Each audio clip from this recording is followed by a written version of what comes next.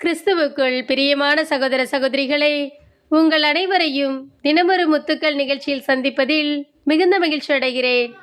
உம்மையே நான் நம்பி இருப்பேன். திருப்பாடல்கள் 56ஆம் அதிகாரம் 3ஆம் வசனம். அச்சம் என்னை ஆட்கொள்ளும் நாளில் உம்மையே நான் நம்பி இருப்பேன். பிரியமானவர்களே, பயம் இயல்பானதுதான். பயப்படாத மனிதன் இருக்கவே முடியாது.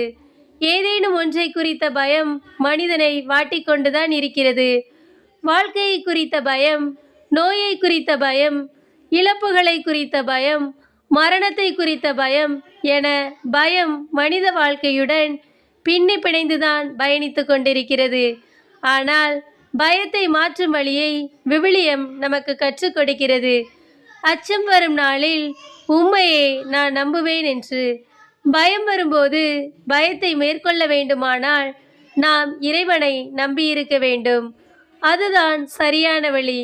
இறைவனே நம் பயம் எனும் பள்ளத்தாக்கை கடக்க அவருடைய சிறகுகளில் நம்மை தூக்கிச் செல்வார்.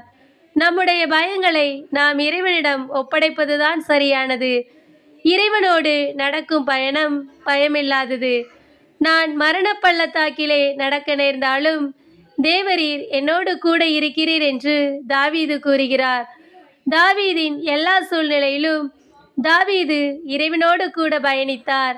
அதனால்தான் எல்லா சூழ்நிலைகளையும் எளிதாக கடந்தார். தாவீது இறைவனை தன் அடைக்கலமாக்கின பின்புதான் பயத்தை விரட்டியடித்தான். சில வேளைகளில் நமக்கு ஏற்படும் துன்பத்தை பார்க்கிலும் அந்த துன்பத்தை பற்றிய பயமே நம்மை அதிகமாக பாதிக்கிறது. எனவே இறைவனை நாம் நம்பியிருந்தால் எந்த பயத்தையும் நாம் எளிதாக மேற்கொள்ளலாம்.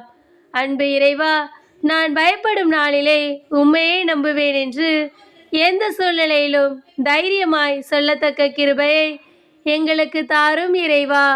ஆமேன்.